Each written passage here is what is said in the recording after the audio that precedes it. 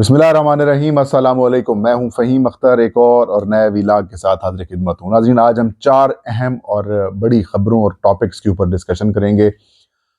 ख़बरें भी देंगे और कुछ तज्ज़िये भी इसके ऊपर करेंगे। पाकिस्तान तहरीक इंसाफ के इंटर पार्टी इलेक्शंस की तैयारियां मुकम्मल की जा चुकी हैं। बैरिस्टर गौहर, जो कि इमरान खान साहब के नामज़द उम्मीदवार हैं चेयरमैन पाकिस्तान तहरीक इंसाफ के लिए, उनके नॉमिनेशन पेपर्स जमा हो चुके हैं।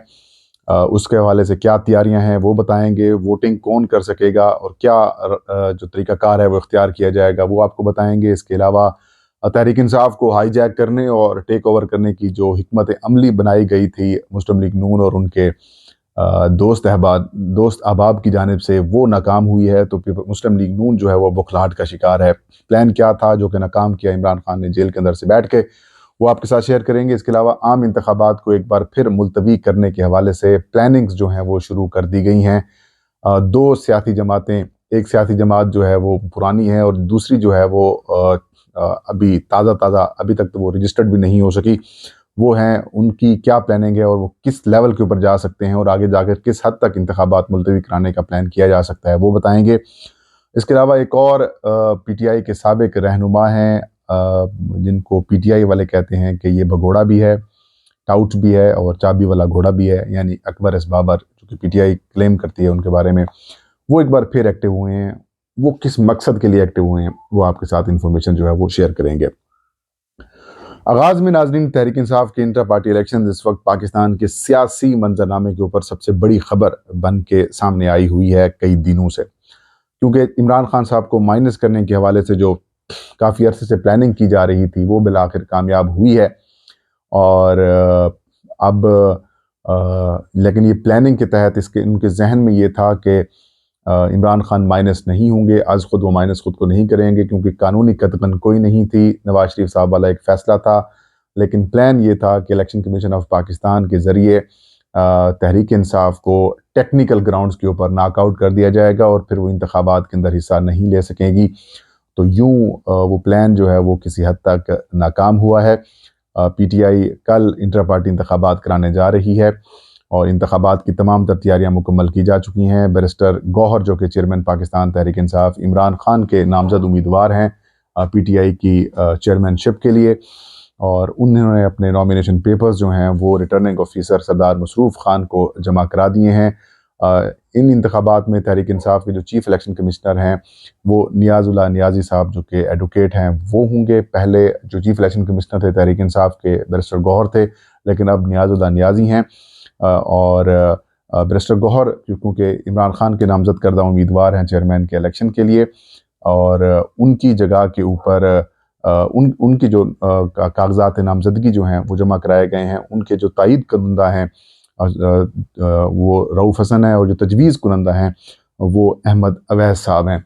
तो अब ये प्रोसेस मुकम्मल हो चुका है। जो इस वक्त सूबों के सदर हैं वो उम्मीदवार रहेंगे पीटीआई के, और जो सेक्रेटरी जनरल्स हैं वो उसी ओहदे के ऊपर रहेंगे, और जो सेक्रेटरी जनरल पीटीआई के हैं या फिर बाकी जो ओहदेदार इस वक्त मौजूद हैं वो सारे बरकरार रहेंगे।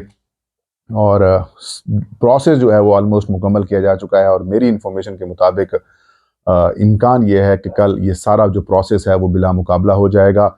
हो सकता है कि पोलिंग की ज़रूरत भी ना पड़े, लेकिन इंट्रा पार्टी इलेक्शन मुनक्किद कराने के लिए एक इजलास जो है वो ज़रूरी है। और अभी तक की इत्तलात के मुताबिक पिशावर जो है वो उसको फाइनल किया जा रहा है, और पिशावर के अंदर ये सारा प्रोसेस होगा। पार्टी के इलेक्शंस जो होंगे वो तहरीक इंसाफ का जो आइन है 2019 वाला, उसके तहत कराए जाएंगे। लेकिन इन इंतखाबात के साथ ही जुड़ा हुआ एक और मामला है, जो कि अकबर एस बाबर साहब आज बड़े मुतारिक हुए हैं, बल्कि परसों से मुतारिक हैं। मैंने गुज़श्ता रोज़ जो 66 न्यूज़ है चैनल है समी इब्राहिम साहब का, उनके प्रोग्राम जुल्करनैन इकबाल साहब के साथ भी मैंने गुफ्तगू की थी, जब कहा जा रहा था कि शायद ये भी बाकी जमातों की तरह के इंतखाबात हों। मैंने कहा हो सकता है ऐसे इंतखाबात हों, लेकिन अकबर एस बाबर को भी लॉन्च कर दिया गया है। पीटीआई उनको कहती है कि ये चाबी वाले घोड़े हैं, और एक बार फिर उनको मुतारिक कर दिया गया है। ये तहरीक इंसाफ के इंटर पार्टी इंतखाबात को मुतनाज़ा बनाने की कोशिश करेंगे, जैसे उन्होंने पीटीआई की फंडिंग को मुतनाज़ा बनाने के लिए अटैम्प्ट की थी। अब इंटर पार्टी इंतखाबात को भी वो जो है वो मुतनाज़ा बना सकते हैं या फिर बनवा सकते हैं। हो सकता है जब इंटर पार्टी इलेक्शंस हो जाएं तो ये कह दिया जाए कि साफ शफाफ इंतखाबात नहीं हुए, हमें मौका नहीं दिया गया, الیکشن لڑنے کا، ہمارے نامینیشن پیپرز جو ہے وہ جمع نہیں ہونے دیے گئے. مطلب ان تمام تر چیزوں کو لے کر وہ کافی زیادہ ایکٹیو ہو چکے ہیں، اور ان کا منصوبہ یہی ہے کہ کسی طریقے سے تحریک انصاف کے انٹر پارٹی انتخابات کو متنازع کیا جائے. معاملہ ایک بار پھر الیکشن کمیشن آف پاکستان کے پاس جائے اور الیکشن کمیشن اپنا پلان بی شو کرتے ہوئے تحریک انصاف کو ناک آؤٹ کر دے. لیکن تحریک انصاف کا یہ موقف ہے کہ وہ پارٹی کے ممبر نہیں ہے، لہٰذا وہ انتخابات میں حصہ نہیں لے سکتے. لیکن میری اطلاعات کے مطابق الیکشن کمیشن آف پاکستان نے جب ممنوعہ فنڈنگ والا فیصلہ سنایا تھا تو اس وقت انہوں نے کہہ دیا تھا کہ اکبر ایس بابر جو ہیں وہ پی ٹی آئی کے ممبر ہیں. اس بات کو لے کر تحریک انصاف کے لیے مزید پریشانی بھی ہو سکتی ہے، ایک اور قانونی لڑائی بھی ہو سکتی ہے. یہ ساری چیزیں جو ہیں یہ آگے آنے والے دنوں کے اندر ہو سکتی ہیں. اس کے علاوہ نون لیگ نے اور ان کے جو دوست احباب ہیں، میرا مطلب آپ سمجھ گئے ہوں گے، انہوں نے تحریک انصاف کو ہائی جیک کرنے اور ٹیک اوور کرنے کا پلان تیار کیا تھا. پلان یہ تھا کہ اگر عمران خان، شاہ محمود قریشی یا پھر پرویز الہی میں سے کسی ایک کو نامینیٹ کرتے ہیں بڑے عہدے کے لیے تو تحریک انصاف کو ہم ایزیلی مینیج کر لیں گے اور پھر عمران خان کو ہم پراپرلی مائنس کر دیں گے. لیکن عمران خان صاحب نے ایک بڑا اور وائز ڈیسیژن کیا، کیونکہ الٹیمیٹلی عمران خان صاحب کو پاکستان تحریک انصاف کے چیئرمین شپ سے ہاتھ دھونا ہی تھا. یہ بات طے تھی. عدالت سے حکم دلوا دیا جاتا یا کسی اور جگہ سے حکم دلوا دیا جاتا تو الیکشن کمیشن نے یہ کام کرنا تھا. لیکن الیکشن سے کچھ دن قبل یہ جو کام کیا گیا ہے یہ بڑا الارمنگ بھی ہے اور تحریک انصاف کے لیے بڑا مشکل کام بھی تھا.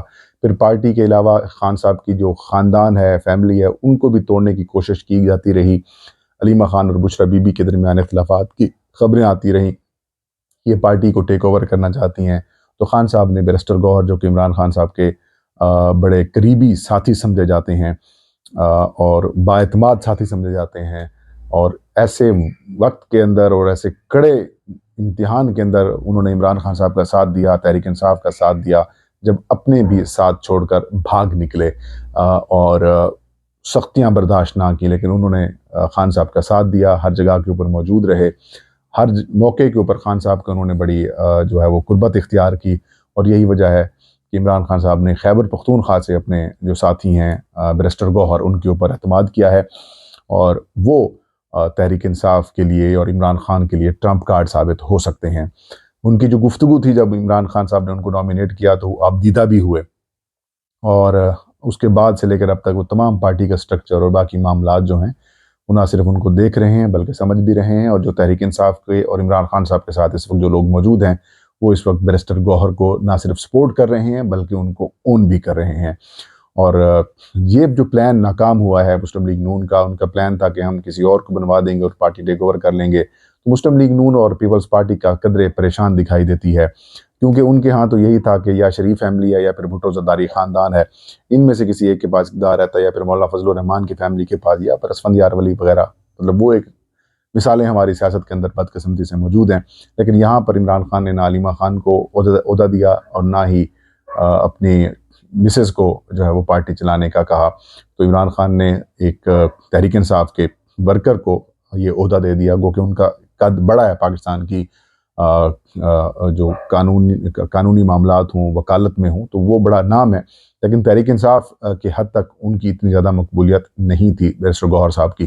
تو یوں انہوں نے ایک پلان ناکام کر دیا اور اب وہ بکھلا کر تحریک انصاف کے اندر پھوٹ ڈلوانے کی کوشش کر رہے ہیں، تحریک انصاف کے اندر معاملات خراب کرنے کی کوشش کر رہے ہیں. تو بہرحال یہ کوشش بھی ناکام ہوئی ہے. اب اٹیمپٹ اکبر ایس بابر کے ذریعے کرائی جا رہی ہے.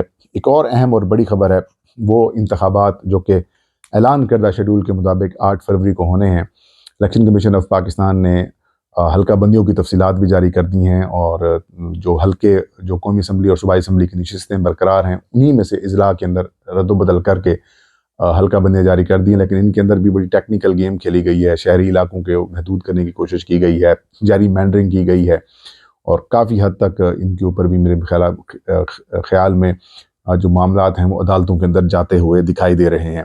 لیکن کیا انتخابات اب 8 فروری کو ہوں گے یا نہیں ہوں گے؟ فی الوقت تو الیکشنز ہو رہے ہیں، لیکن مولانا فضل الرحمان اور پرویز خٹک صاحب، ان کی جانب سے کچھ کنسرن شو کیے جا رہے ہیں. وہ یہ کہہ رہے ہیں کہ تحریک انصاف کے جو ووٹر اور سپورٹرز ہیں وہ نوجوان ہیں، نوجوانوں میں اندر تحریک انصاف بہت مقبول ہے.